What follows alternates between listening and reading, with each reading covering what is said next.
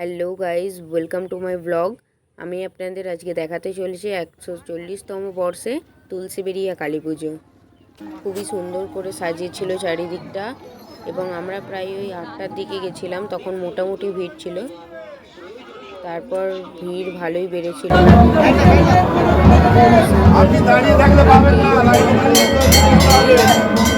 মাকে দর্শন করে চলে গেছিলাম মেলায়। মেলাটা ঘুরে কিছুক্ষণ তারপর একটা আইসক্রিম খেয়েছিলাম, খেয়ে দিয়ে এবং আরও কত কিছু মেলায় বসেছিল, অনেক কিছুই আপনাদেরকে মোটামুটি কিছুটা দেখালাম।